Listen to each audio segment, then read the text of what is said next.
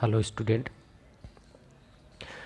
तो हम बात कर रहे थे फ्यूज की। हमने पिछले लेक्चर में देखा था प्रोटेक्टिव डिवाइस के बारे में, हमने पढ़ा था और पूरा देखा था किस हिसाब से इसका प्रोटेक्टिव गियर का करेक्टरिस्टिक होता है और प्रोटेक्टिव गियर के पर्पज़ क्या होते हैं। उसके बाद हम स्टार्ट किए थे फ्यूज। तो फ्यूज क्या होता है? फ्यूज, अगर हम फ्यूज की हिंदी की बात करें तो हिंदी होती है इसकी संगलक, संगलक या फ्यूज। तो हमने फ्यूज के बारे में बताया था फ्यूज क्या होता है। ठीक, इलेक्ट्रिकल परपथ में फ्यूजेबल मटेरियल अथवा फ्यूजेबल एलॉय के तार का पूर्ण निर्धारण, बड़ा वह छोटा टुकड़ा जो वैद्युत परिपथ में निर्धारित धारा से अधिक मान होने पर गलकर परिपथ को डिस्कनेक्ट कर देता है, फ्यूज कहलाता है। जैसे ये आपका एक फिगर है, छोटा सा इसमें दिखाया गया है, ये है। तो ये आपका लोड है, ठीक, जहाँ से हमारी सप्लाई जा रही है। लोड से एक फेज वायर है, एक न्यूट्रल है। तो फेज वायर के साथ ये लोड कनेक्ट रहता है और ये न्यूट्रल के साथ कनेक्ट रहता है, ये दोनों शॉर्ट रहते हैं वहाँ पे। तो जैसे ही इस पे लोड पे हमारे जो डिफाइंड करंट, अगर 5 एम्पियर का करंट इस पे प्रवाहित होना चाहिए, अगर 6 एम्पियर हो रहा है तो आपका ये जो वायर होगा, मेल्टिंग वायर, ये तुरंत मेल्ट हो जाएगा और हमारा क्या होगा, उस एरिया की लाइन को ट्रिप कर देगा, डिस्कनेक्ट कर देगा। तो अगर आप इंग्लिश में देखें तो हमने इसको हिंदी में बताया था, इंग्लिश में आप सुन लीजिए। Fuse is essentially a short piece of metal. Fuse is essentially a short piece of metal inserted in a circuit which melts when a predetermined value of current flow through it and thus breaks the circuit।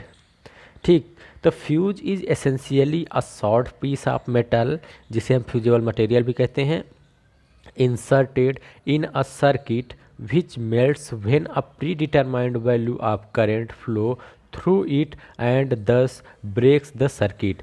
मतलब जब किसी circuit में हम कोई metal का या fusible material insert करते हैं तो उस सर्किट में प्री डिटरमाइंड वैल्यू से अधिक करंट फ्लो करने पर वह सर्किट या वह फ्यूजेबल मटेरियल मेल्ट हो जाता है और हमारी सर्किट ब्रेक हो जाती है। ठीक है, तो ये तो था सिंपल फ्यूज का डिफिनेशन कि फ्यूज क्या होता है। अब हम बात करेंगे various term used in fuse.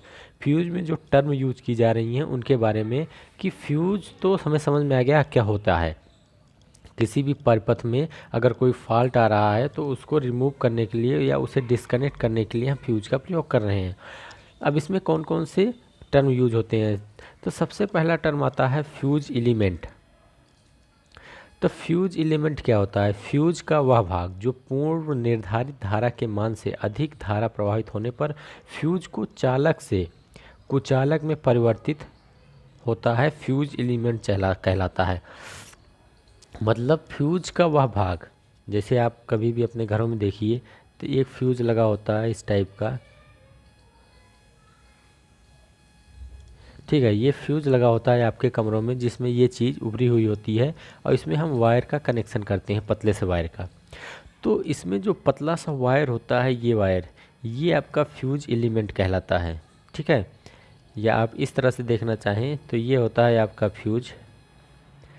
अब इसी का आप कनेक्शन करते हैं ये, तो ये जो कनेक्शन है इसी को फ्यूज एलिमेंट कहते हैं, ये फ्यूज एलिमेंट कहलाता है।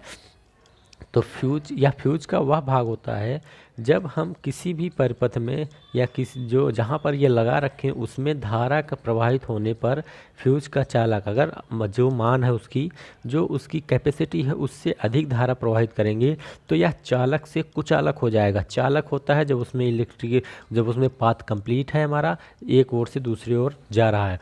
कुचालक हो जाएगा जब पाथ को कहीं से ब्रेक कर दिया जाए, हमारी सप्लाई इंटरप्ट हो जाए, तो वही है चालक से कुचालक में परिवर्तित कर देता है, उसको फ्यूज एलिमेंट कहते हैं।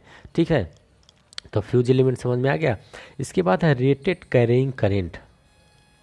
मतलब धारा का वह अधिकतम मान जो फ्यूज एलिमेंट को बिना ब्रेक किए आसानी से प्रवाहित होता है, रेटेड कैरिंग करंट कहलाता है। रेटेड नाम से भी पता लग रहा है, रेटेड कैरिंग करंट मतलब जो रेट है, कोई भी इंस्ट्रूमेंट हो, कोई भी प्रोटेक्शन डिवाइस हो, फ्यूज हो, सर्किट ब्रेकर हो, कुछ भी हो, सब में एक रेटेड होता है।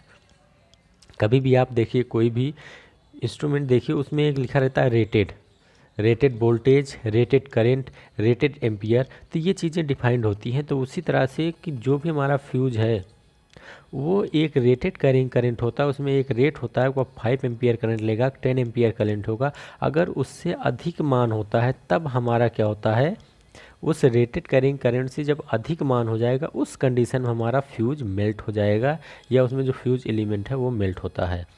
ठीक है, इसके बाद आता है आपका फ्यूजिंग करंट, धारा का वह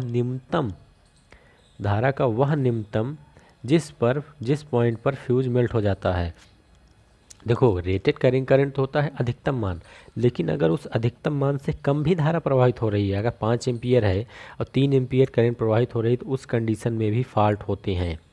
तो उसी को फ्यूजिंग करंट कहते हैं, धारा का वह निम्नतम मान जिसके प्रभावित होने पर फ्यूज एलिमेंट पिघल जाए, फ्यूजिंग करंट कहलाता है। मतलब सिंपल सी बात है, 2-3 टर्म होती हैं फ्यूज एलिमेंट में, सॉरी फ्यूज में 3 टर्म है। एक तो फ्यूज एलिमेंट है जो मेल्ट होता है, जो आपका वायर है। दूसरा होता है रेटेड कैरिंग करंट, जो हमारा रेटेड है 5 एम्पियर 10, जो भी रेटेड, अगर उससे अधिक मान प्रभावित होगा तो उस कंडीशन में भी फ्यूजिंग एलिमेंट हमारा मेल्ट हो जाएगा। अगर उस रेटेड करंट से कम जाता है जिसको फ्यूजिंग करंट कहते हैं, रेटेड करंट के ऊपर रेटेड कैरिंग करंट कहलाएगा, उसके नीचे फ्यूजिंग करंट आ जाएगा। मतलब जब भी हमारी धारा प्रवाहित कर रही है तो रेटेड करंट से कम जाएगी, उस कंडीशन में भी हमारा क्या होगा, फ्यूज एलिमेंट पिघल जाएगा और हमारा करंट डिस्कनेक्ट हो जाएगा, तो उसे फ्यूजिंग करंट कहते हैं। तो इसमें 3 चीज़ें पाई जाती हैं टर्म में। फ्यूज एलिमेंट जो मेल्टिंग मटेरियल होता है उसे कहते हैं। रेटेड कैरिंग करंट मतलब जो कैपेसिटी होती है, फ्यूजिंग करंट उस कैपेसिटी से कम करंट जब फ्लो करता है, तो उन कंडीशनों में इसमें ये चीज़ें होती हैं। ठीक, अब हम बात करेंगे fusing current depends on following factor.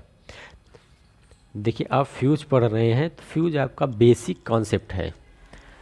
अगर आप कहीं भी जाएंगे, किसी भी इंडस्ट्री में, घरों में या कहीं भी जाते हैं, तो ये बेसिक चीज़ मिलती है आपको, फ्यूज। छोटी से छोटी जगहों पे फ्यूज का प्रयोग किया जाता है। तो फ्यूज के बारे में आपको नॉलेज रखनी होगी, थोड़ा बहुत तो फ्यूज के बारे में जानते ही रहिए, क्योंकि अगर आप कभी इंटरव्यू में बैठते हैं तो वहाँ भी एग्ज़ाम, जो भी इंटरव्यूअर होता है उसके माइंड पे कभी भी चला जाता है, इधर उधर देख रहा है, कमरे में देख लिया फ्यूज लगा है, तो वो ये पूछ सकता है कि फ्यूज का कार्य क्या होता है, फ्यूज वर्क कैसे करता है।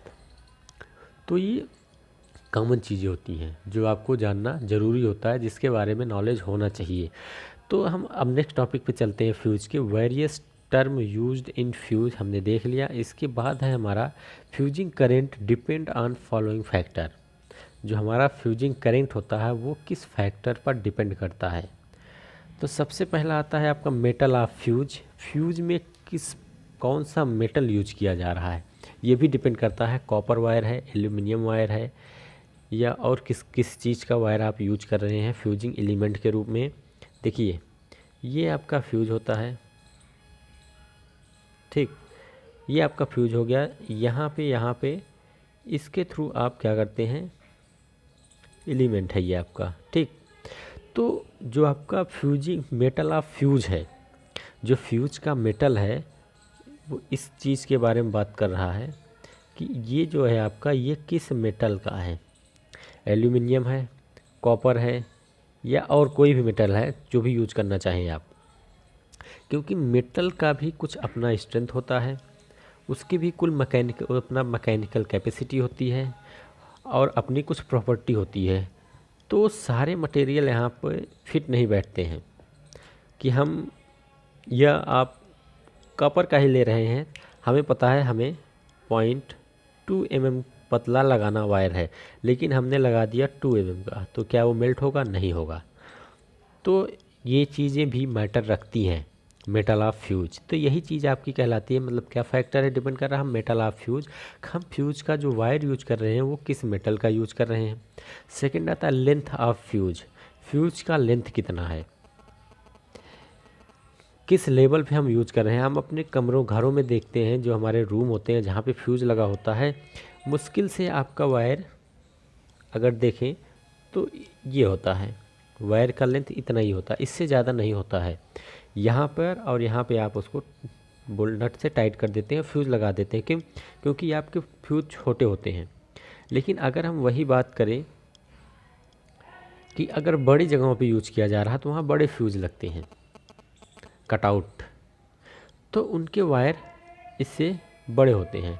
तो डिपेंड कर रहा है कि हम कहाँ पे क्या कर रहे हैं, कि लेंथ कितना फ्यूज का लिया जा रहा है। उसके बाद fuse enclosed, fuse enclosure, fuse का इनक्लोजर क्या है, मतलब जो भी हम फ्यूज यूज कर रहे हैं वो किस जगह पे किस लेवल पे यूज कर रहे हैं, उसका कितने लेवल पे इनक्लोजर किया गया है। एंड देन आता है number of strands. Number of strand हो गया, कभी कभी देखते हैं फ्यूज में बहुत पतले वायर लगे होते हैं ये इस तरह से, तो उसमें नंबर ऑफ स्ट्रैंड क्या होता है उस चीज़ के बारे में डिवाइड करता है, बताता है। ठीक, तो ये तो था आपका fuse current depend on following factor. हमारा फ्यूज करेंट किस फैक्टर पे डिपेंड कर रहा है, कि मेटल किसका है, लेंथ कितनी है, उसका इनक्लोजर क्या है और नंबर ऑफ स्ट्रैंड क्या है उसमें। ठीक, इसके बाद हम बात करते हैं फ्यूजिंग करंट। अगर हम फ्यूजिंग फैक्टर निकालना चाहें किसी भी फ्यूज का, कि हमें फ्यूजिंग फैक्टर निकालना है, तो देख लेंगे मिनिमम फ्यूजिंग करंट कितना है उसका, कि हमारा मिनिमम फ्यूजिंग करंट क्या है। जैसे हम 5 एम्पियर का फ्यूज यूज कर रहे हैं, कि 5 एम्पियर के बाद वो क्या होगा, मेल्ट हो जाएगा। ठीक, और इधर 3 एम्पियर के बाद वो मेल्ट हो जाएगा। 3 एम्पियर से 7 एम्पियर तक वर्क करेगा। ये रेटेड है, क्योंकि रेटेड से 1-2 ऊपर नीचे वर्क करता है। तो हमारी जो होगी मिनिमम फ्यूजिंग करंट ये हो जाएगी, रेटेड करंट ये हो जाएगा। हम फ्यूजिंग फैक्टर निकाल लेंगे, वो आ जाएगा 3/5, तो 0.6 आ जाएगा। ठीक, तो ये आपका फ्यूजिंग फैक्टर निकालने का फार्मूला होता है, कि हम फ्यूजिंग फैक्टर किस तरह निकाल सकते हैं, कि मिनिमम फ्यूजिंग करंट ले लेंगे अपन, रेटेड करंट ले लेंगे, कि हमारा एक रेटेड करंट क्या है और मिनिमम क्या है। कि जैसे हमने बताया आपको कि रेटेड आपका हमारा 5 है, कि रेटेड हमारा 5 एम्पियर है और मिनिमम हमारा 3 एम्पियर है, मैक्सिमम हमारा 7 एम्पियर है। तो 5/3/5 कर देंगे तो हमारा फ्रॉम फ्यूजिंग फैक्टर निकल जाएगा। तो ठीक, तो ये तो था आपका फ्यूजिंग फैक्टर। अब हम इसके बाद बात करेंगे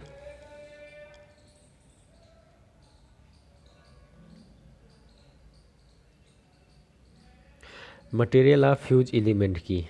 कुछ लोगों को ये नहीं समझ में आया होगा कि मटेरियल ऑफ फ्यूज़ तो समझ में आ गया होगा कि मटेरियल जो हम यूज कर रहे हैं वो किस टाइप का है, उसकी रेजिस्टिविटी क्या है, मेल्टिंग टेम्परेचर क्या होता है, उसका ऑक्सीडेशन क्या होता है, स्पेसिफिक हीट क्या होती है। ये चीज़ें डिपेंड करती हैं मटेरियल पे। मैं एक बार फिर से समझा दे रहा हूँ, हो सकता है कोई प्रॉब्लम हो। इसको आप नोट्स में जब लिखिएगा तो थोड़ा ब्रीफ में लिखिएगा, क्योंकि ये क्वेश्चन आते हैं 5 नंबर में भी कभी कभी आ जाते हैं, या 5 नंबर में 1-2 चीज़ें दे देते लिखनी पड़ती हैं, केवल पॉइंट लिखने से नंबर नहीं मिलेगा। मैं इसको ब्रीफ में समझा दे रहा हूँ। मेटल ऑफ फ्यूज़, फिर से मेटल ऑफ फ्यूज़ मतलब जो भी हमारी करंट है, जो भी हम मेटल यूज कर रहे हैं फ्यूजिंग के लिए, तो उसमें हम देखते हैं उसका रजिस्टिविटी क्या है, उसकी हम रजिस्टिविटी देखते हैं, उसका मेल्टिंग टेम्परेचर देखते हैं कि मेल्टिंग टेम्परेचर कितना होता है, ऑक्सीडेशन देखते हैं और स्पेसिफिक हीट देखते हैं। मतलब अगर आप लिखना चाहें लिख सकते हैं संगलक धारा का मान पदार्थ के, मतलब मटेरियल ऑफ फ्यूज किसी पदार्थ के रेजिस्टिविटी, मेल्टिंग टेम्परेचर, ऑक्सीडेशन और स्पेसिफिक हीट पर निर्भर करता है। ठीक है, मेल्टिंग मेटल ऑफ फ्यूज में आप ये लिख सकते हैं कि मटेरियल ऑफ फ्यूज का मान किसी भी मटेरियल के रेजिस्टिविटी, मेल्टिंग टेम्परेचर, ऑक्सीडेशन और स्पेसिफिक हीट पर डिपेंड करता है। अब हम दूसरे पॉइंट की बात करेंगे, लेंथ ऑफ फ्यूज। तो लेंथ ऑफ फ्यूज क्या होता है, कि लेंथ ऑफ फ्यूज एलिमेंट, जो भी तार है, जो भी हमारा फ्यूजिंग एलिमेंट है, उसकी लंबाई उसकी धारा के मान को प्रभावित करती है। इसका लेंथ जो होता है उसके धारा के मान को प्रभावित करेगा, मतलब जो हमारा करंट फ्लो कर रहा है उसको प्रवाहित करेगा हमारा फ्यूज का लेंथ। जितना ज़्यादा लेंथ होगा उतना ज़्यादा उस पर प्रवाहित करेगा।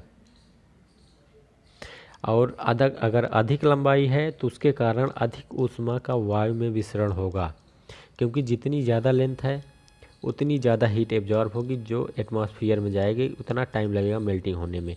तो अधिक लंबा भी, अधिक लेंथ वाला भी संगलक अच्छा नहीं होता है। इसके बाद आता है फ्यूज इनक्लोजर, नेक्स्ट पॉइंट, जिसे हिंदी में कहते हैं संगलक परिवेष्टक। हिंदी में इसको कहते हैं संगलक परिवेष्टक।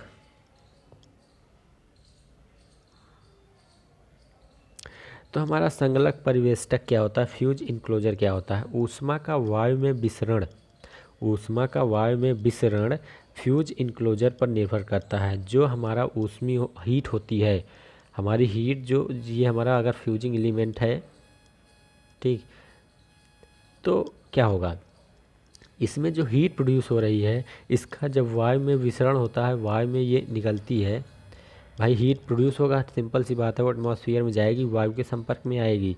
तो वो किस पे निर्भर करता है, फ्यूज इनक्लोजर पर निर्भर करता है। मतलब ये किस बेस पे हमारा क्लोज्ड किया गया है, इस पे लगाया गया है। इसमें अगर ज़्यादा गैप है तो ये अपने इसकी इफिशिएंसी अच्छी नहीं, क्योंकि जो यहाँ पे हीट प्रोड्यूस होगा वो एटमॉस्फेयर में चली जाएगी। तो ये भी डिपेंड करता है फ्यूज इनक्लोजर पे, तो हमारा फ्यूज इनक्लोजर कितना अच्छा है।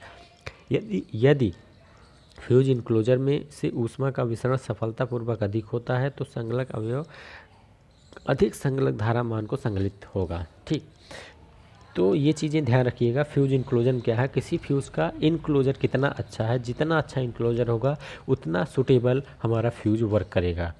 इसके बाद लास्ट टॉपिक था number of strand. Number of strands क्या होता है, नंबर ऑफ स्ट्रेंज जो होता है यह डिपेंड करता है कि हम उसमें जो तारों की संख्या है, जो हमने बताया था जो वायर की संख्या होती है, यहाँ पे जो वायर लगे हैं इसकी संख्या पे निर्भर करता है। क्यों, क्योंकि कभी कभी आप देखिए फ्यूज में सिंगल तार वायर नहीं होता है। कभी आप देखिए जब पहली बार वायरिंग होती है, जब फ्यूज कहीं से ख़राब नहीं होता है और कंपनी में, तो वहाँ पे एक वायर नहीं होता है, बहुत पतले पतले 0.005 mm के कई वायर लगे होते हैं, एक के साथ एक, एक के साथ एक दूसरे के साथ, ये इस तरह से मर्ज रहता है। तो वो डिपेंड करता है कि नंबर ऑफ स्ट्रेंज कितना है, मतलब जो फ्यूज का करंट होता है वो डिपेंड करता है कि नंबर ऑफ स्ट्रेंड कितना होता है, तो उसके हिसाब से लगाया जाता है। अगर हम देखें तो कहीं पे भी 2255 एम्पियर पर हम 3 तार का प्रयोग करते हैं। अगर हम जो स्पेसिफिक रेटेड होता है हमारा फ्यूज का नंबर ऑफ स्ट्रेंड, तो हम जब 3 वायर पतले पतले लगे होते हैं तो इसका जो मान होता है वो होता है 22.5 एम्पियर के लिए होता है। अगर हम इसी को 4 वायर कर देते हैं तो वो 27.5 एम्पियर के लिए हो जाएगा। अगर हम 40 एम्पियर के लिए नंबर ऑफ़ फ्यूज़ लगाते हैं, नंबर ऑफ़ स्ट्रैंड देखेंगे तो उसमें 7 वायर रहेंगे आपके। तो ये कॉमन चीज़ें हैं, ये याद रखिएगा। 22.5 एम्पियर के लिए आपका 3 तार रहेगा, 27.5 एम्पियर के लिए आपका 4 तार रहेगा, 40 एम्पियर के लिए आपका 7 तार रहेगा, 16 एम्पियर की धारा है तो उसके लिए आपका 2 तार रहेगा, उससे कम के लिए आप सिंगल वायर यूज करते हैं। ठीक, मतलब 10 एम्पियर, 15 एम्पियर, 5 एम्पियर के लिए एक सिंगल वायर यूज करेंगे जस्ट। तो ये आपका था नंबर ऑफ स्ट्रेंथ। तो fuse current depend on following factor, आपको समझ में आ गया होगा आप। ठीक है, तो इसको आप थोड़ा ब्रीफ में, मतलब हर पॉइंट पे 2-3 लाइनें लिख लीजिएगा तो ज़्यादा सूटेबल रहेगा। अब हम बात करेंगे मटेरियल ऑफ फ्यूज। जो फ्यूज का मटेरियल है, जो हम मटेरियल यूज कर रहे हैं फ्यूज में, वो कौन से होते हैं और किस टाइप के मटेरियल होते हैं जो हम यूज करते हैं।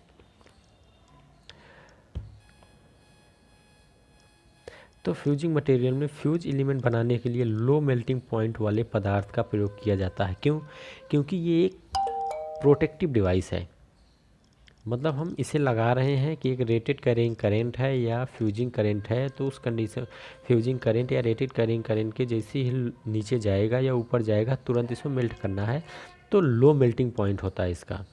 तो फ्यूज एलिमेंट के लिए हम लो मेल्टिंग पॉइंट वाले पदार्थ यूज करते हैं, किंतु ऐसे पदार्थों की प्रतिरोधकता अधिक, मतलब पहला पॉइंट तो आपका ये हो गया। अगर आप पॉइंट में लिखना चाहें लिख सकते हैं।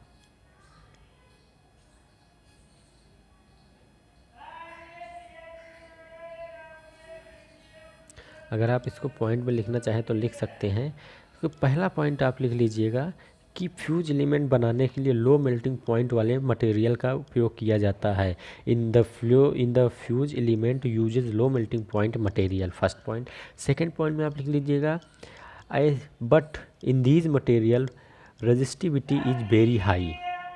पहला है लो मेल्टिंग पॉइंट, दूसरा है रजिस्टिविटी इज़ वेरी हाई। इनकी रजिस्टिविटी बहुत ज़्यादा होती है।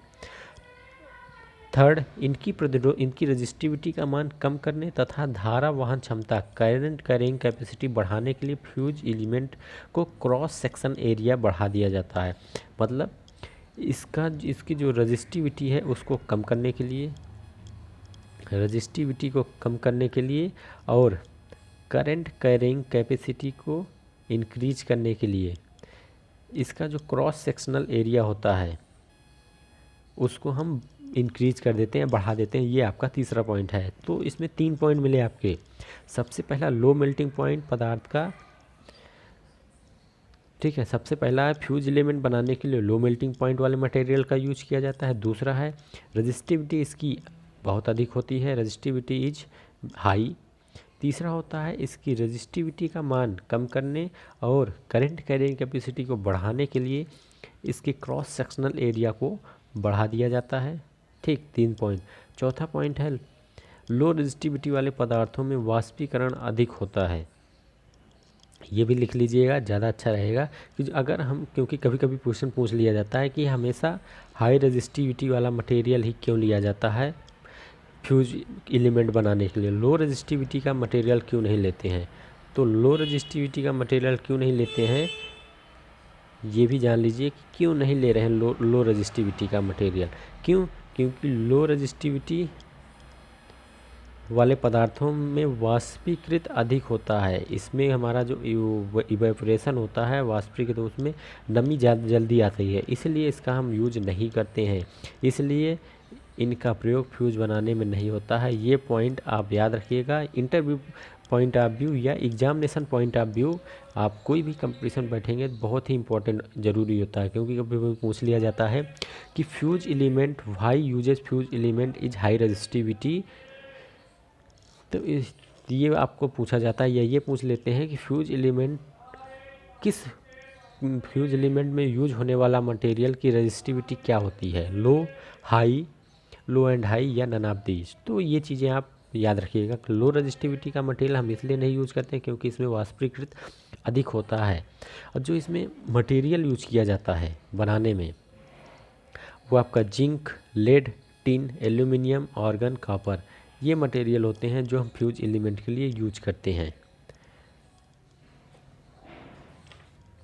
ठीक है, तो ये तो आपका हो गया मटेरियल कि हम कौन कौन सा मटेरियल यूज कर रहे हैं फ्यूज एलिमेंट के लिए और उनके गुण क्या होते हैं। तो मटेरियल में आप याद रखिएगा zinc, lead, tin, aluminium, argon, copper, silver, चांदी। तो हिंदी में देखना चाहे जिंक, सीसा, टिन, एल्यूमिनियम, चांदी, ताम्र, इनका प्रयोग किया जाता है क्या करने के लिए, फ्यूज एलिमेंट बनाने के लिए। तो ये आपका क्या था, ये आपका हो गया मटेरियल ऑफ फ्यूज एलिमेंट। इसके बाद हम देखेंगे टाइप्स ऑफ फ्यूज, जो हम नेक्स्ट लेक्चर में देखेंगे।